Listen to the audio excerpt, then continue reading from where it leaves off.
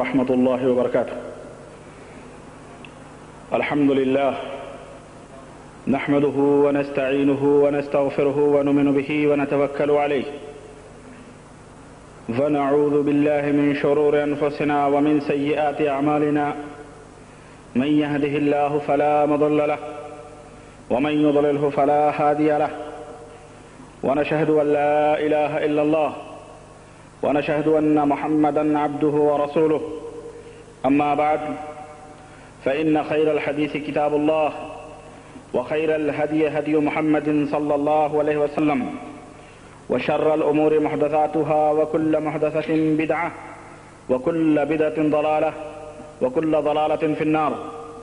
قال الله تبارك وتعالى في كلامه المجيد: أعوذ بالله السميع العليم من الشيطان الرجيم. بسم الله الرحمن الرحيم. وما آتاكم الرسول فخذوه وما نهاكم عنه فانتهوا.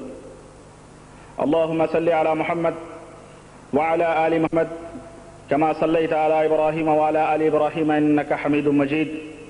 اللهم بارك على محمد وعلى آل محمد كما باركت على إبراهيم وعلى آل إبراهيم إنك حميد مجيد. تمام قسم کی حمد و ثنا، کبریائی اور بڑائی اس اللہ کے لیے لائق و زیبا ہے جس نے ہمیں اور آپ کو پیدا فرمایا. درود و سلام اس ذات مبارکہ مقدسہ پر جو ساری کائنات کے لیے رشد و ہدایت بن کر کے تشریف لائے.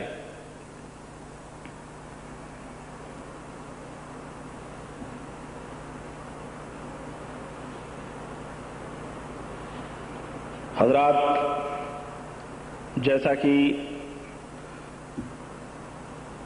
آپ کو معلوم ہے کہ مسلسل 2 ہفتوں سے آپ کے سامنے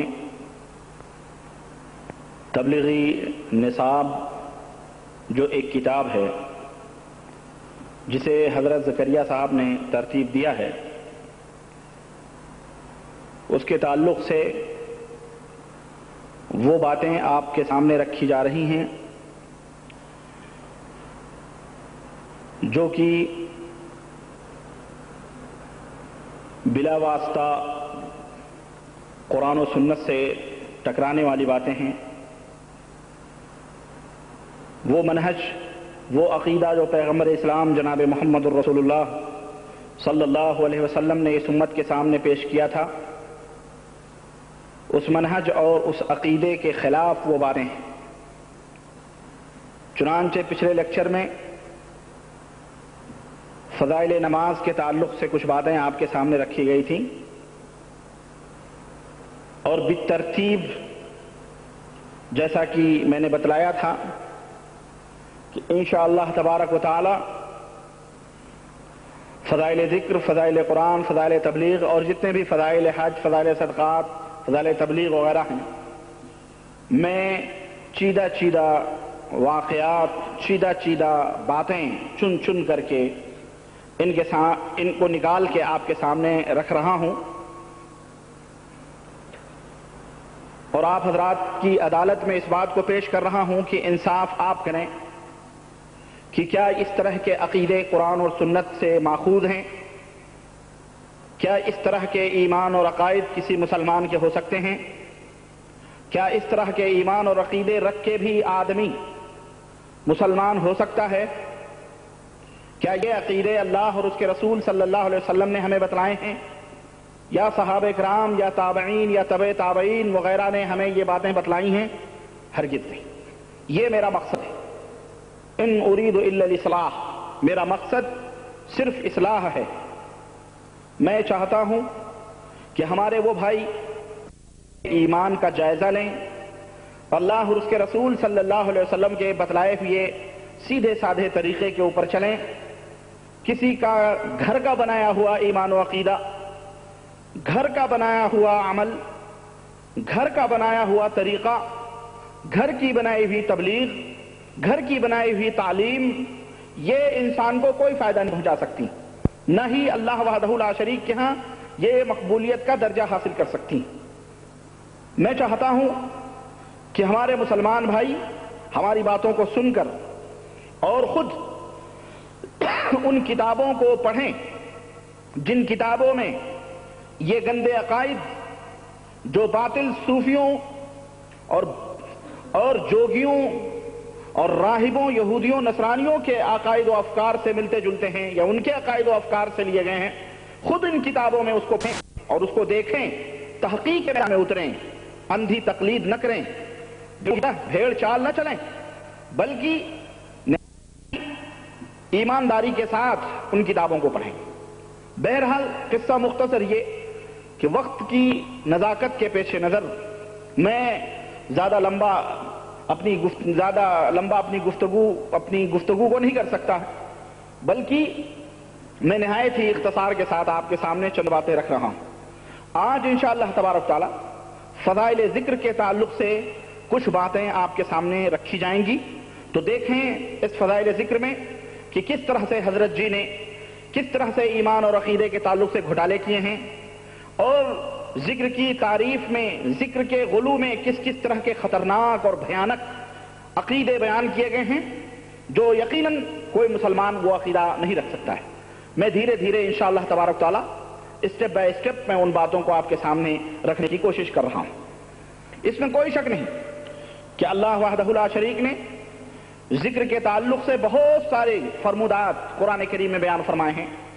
ایک ادنا سا طالب علم بھی جانتا ہے کہ ذکر جو اللہ وحدہ لا شریک نے فرمایا، مثال کے طور پر اللہ تعالیٰ نے قرآن کریم کو اتارا اور فرمایا لقد یسرنا القرآن، یا دوسری جگہ آپ نے لقد یسرنا القرآن للذکر فہل من مدکر، ہم نے قرآن کو آسان کیا ہے، ہم نے قرآن کو آسان بنایا ہے للذکر، ذکر کے لیے تو ہے کوئی ذکر حاصل کرنے والا، ہے کوئی نصیحت پکڑنے والا؟ اب یہاں پر جو لفظ ذکر ہے، اس ذکر کا معنی اور مفہوم کیا ہے؟ ذکر کا معنی رٹنا ہے، حفظ کرنا ہے، یا ذکر کا معنی اللہ کے نازل کردہ احکامات اور محمد الرسول اللہ صلی اللہ علیہ وسلم کے فرمودات کے اوپر عمل کرنا ہے؟ کیا ہے ذکر کا مفہوم؟ ہر ایک مسلمان اس بات کو جانتا ہے۔ اگر اسے پوچھا بھائی قرآن کیوں اتارا گیا، تو وہ کیا یہ کہے گا کہ رٹی لگانے کے لیے اتارا گیا، کہ رٹو اس کو، بس رٹو اس لیے قرآن اتارا گیا ہے؟ نہ، بلکہ ہر مسلمان یہ کہے گا بھائی قرآن اس لیے اتارا گیا ہے کہ اس کے اندر اللہ وحدہ لا شریک کے احکامات ہیں، اللہ وحدہ لا شریک نے جو مسائل بیان کیے ہیں، اللہ وحدہ لا شریک نے جو حکم دیے ہیں، اللہ وحدہ لا شریک نے جن چیزوں سے منع فرمایا ہے، ان تمام چیزوں کو کے اوپر عمل کیا جائے، انہیں بروئے کار لایا جائے، ان کو عملی جامہ پہنایا جائے۔ ہر مسلمان آپ کو اچھی طرح سے جانتا ہے۔ لیکن اور اس میں کوئی شک نہیں کہ ذکر کی بڑی بھاری فضیلتیں، اور میں وہ فضیلت قرآن و سنت کی جو صحیح آیات اور احادیث ہیں، میں کہاں تک ان کو بیان کروں، کیونکہ اس کے لیے ایک اور وقت چاہیے۔ مختصر آپ یوں سمجھ لیں کہ اللہ وحدہ لا شریک نے جہاں کہیں بھی اپنے ذکر کے بارے میں فرمایا ہے، اس کا مطلب یہ ہے کہ ایک مسلمان اٹھتے بیٹھتے چلتے پھرتے سوتے جاگتے، یہاں تک کہ اپنے دنیاوی معاملات میں، دینی معاملات میں، معاشرتی معاملات میں، اقتصادی معاملات میں، غرض زندگی کے گوشے گوشے میں ہر جگہ اس کا یہ تصور ہو، اس کا یہ خیال ہو کہ اللہ وحدہ لا شریک اس کو دیکھ رہا ہے، اللہ وحدہ لا شریک کی یاد سے وہ کبھی غافل نہ ہو۔ تجارت کر رہا ہے، وہاں بھی دیکھے کہ اگر ناپ تول میں کمی ہو رہی ہے، ترازوؤں کے اندر ڈنڈیوں میں کمی ہو رہی ہے، کمی بیشی ہو رہی ہے یا کچھ بھی، وہاں بھی اللہ وحدہ لا شریک کا حکم اس کے سامنے ہو۔ کسی بندوں کے حقوق ہیں، بیوی بچوں کے حقوق ہیں، اللہ کے حقوق ہیں، کس کے لیے؟ للذکر، سمجھنے کے لیے۔ تو ہے کوئی سمجھنے والا قرآن کو؟ اللہ اکبر! قرآن کو سمجھو، اس کے اوپر عمل کرو، جیسا وہ حکم دے اس طرح سے چلو۔ یہ ہے اللہ وحدہ لا شریک کی منشا، اور یہ ہے اللہ وحدہ لا شریک کی کا فرمان۔ نہ کہ اللہ تعالیٰ نے قرآن کو یہ اس لیے اتارا کہ نہیں میاں تم سمجھ نہیں سکتے، قرآن کو سمجھ نہیں سکتے، صرف حفظ کرو، رٹو اس کو، اس لیے قرآن نہیں اتارا گیا ہے، سمجھ رہے ہیں؟ لیکن آئیے ذرا ہم تبلیغی نصاب کے لکھنے والے حضرت جی جو ہیں، جن کو حضرت جی کے نام سے یاد کیا جاتا ہے، حضرت زکریا صاحب جو انتقال کر گئے، انہوں نے ایک عجیب و غریب، ایک نرالی تعبیر ذکر کی نکالی ہے، ایک نرالا بیان، ایک نرالا مفہوم عوام کے سامنے رکھا ہے ذکر کا۔ آئیے میں وہ آپ کے سامنے رکھوں کہ انہوں نے ذکر کے معنی کیا لیے ہیں۔ انہوں نے بیان کیا کہ اب مجھے تعجب ہے کہ یہ محدث اپنے آپ کو کہلاتے ہیں اور یہ دارالعلوم دیوبند کے شیخ الحدیث تھے، جن کی طرف بڑ لگائی جاتی ہے کہ اگر حدیث سمجھنا ہے تو ان کے کلاس میں، ان کی درسگاہ میں جا کے زانو تہ کرو۔ یہ کہہ رہے ہیں کہ ذکر کا معنی ورد کرنا ہے۔ ورد سمجھتے ہیں؟ ورد کی جمع اوراد، یعنی اس کو رٹنا ہے۔ ذکر کا معنی ورد کرنا، دہرانا اسی کو، اللہ اللہ اللہ اللہ اللہ حق ہو حق ہو حق ہو، یہی ذکر کا معنی ہے۔ قرآن کو بس ذکر کرو، بس ذکر کرو، لے کے تسبیح چلتے رہو۔ یہ ذکر کا مفہوم بتلایا ہے جناب زکریا صاحب نے اپنی کتاب تبلیغی نصاب کے اندر۔ چنانچہ آپ نے دیکھا ہوگا کہ ہمارے بہت سارے، برا نہ مانے، ہمارے بہت سارے زیادہ تر تبلیغی بھائی جو ہیں ان کے ہاتھوں میں تسبیح پکڑا دی جاتی ہیں، ان کے ہاتھوں میں آپ تسبیح ضرور دیکھیں گے، اور میں اسی فضائل ذکر ہی میں بتاؤں گا انشاءاللہ تعالی یہ تسبیح کی رسم کہاں سے چلی آ رہی ہے، وہ بھی میں آپ کو بتاؤں گا۔ مالے دار تسبیح، جیسے ہمارے ہاں جوگی، سادھو، سنت جو ہوتے ہیں، اور بدھسٹ میں جو بھکش ہوتے ہیں، اور بھکت جو ہوتے ہیں وہ لٹکائے ہوئے مالے دیو مالائے چلتے ہیں نا، ایسے ہی بیچارے یہ ہاتھوں میں تسبیح لے کر کے جدھر دیکھو ادھر چلتے پھرتے رہتے ہیں، جسے دانے دار والوں کو مالا جو ہے اس کو تسبیح کہتے ہیں۔ اسی مالے کو جپنا، اسی کو ہلانا، اسی کے اوپر کچھ پڑھتے رہنا، سمجھ رہے ہیں؟ اسی کو ذکر سے تعبیر کیا، اسی ذکر کو، اسی عمل کو انہوں نے ذکر سے تعبیر کیا ہے زکریا صاحب نے۔ اور آپ نے دیکھا بھی ہوگا کہ آپ سے گفتگو بھی ہو رہی ہے جناب عالی، باتیں بھی کر رہے ہیں، اور تسبیح کے دانے نیچے کھسک بھی رہے ہیں، کھسکاتے بھی رہتے ہیں، آپ سے باتیں بھی ہوتی ہیں۔ آپ مجھ سے ملاقات ہوئی، مجھ سے ایک جگہ یہیں پہ موگا کی ایک جگہ ہے، میرا پروگرام تھا، میں گیا ہوا تھا، ایک آدمی مل گیا، تو درس تھا، تو نماز پڑھ کے عشاء کی میں جا رہا تھا، تو وہ ادھر دوسری طرف جا رہا تھا۔ میں نے کہا چلیے ہمارے اسلامک سینٹر میں وہاں درس ہونے والا ہے، ایک مولوی صاحب آئے ہیں، کچھ ذکر کریں گے اور نصیحت کی باتیں کریں گے کچھ۔ انہوں نے کہا نہیں، ہمیں بہت ضروری کام ہے۔ میں نے کہا جناب عالی کام کیا ہے؟ دین، اب عشاء کے بعد تو سب دکانیں بند بھی ہو جاتی، چلیے۔ اب میں نے بھی دیکھا کہ ان کے ہاتھ میں تسبیح، اور تسبیح ہل بھی رہی ہے اور مجھ سے باتیں بھی ان کی ہو رہی ہیں۔ میں نے کہا یا تو بات کرو یا تو تسبیح کے دانے ہی ہلاؤ بھائی، یہ کیوں ہلے؟ تو انہوں نے کہا میرا دل پڑھ رہا ہے، میرا دل پڑھ رہا ہے، زبان کہیں اور چل رہی ہے اور دل کسی اور میں اسی کا نام ورد ہے، اسی کا نام ورد ہے، اسی کا نام ذکر ہے، سمجھ رہے ہیں؟ تسبیحیں ہلتی رہتی ہیں، آپ سے گفتگو بھی ہوتی رہتی ہے۔ اور بعض صوفیوں نے تو یہاں تک کہا کہ یہ تسبیح جو ہے نا یہ شیطان کا کوڑا ہے، یہ تسبیح دیکھ کے شیطان بھاگ جاتا ہے۔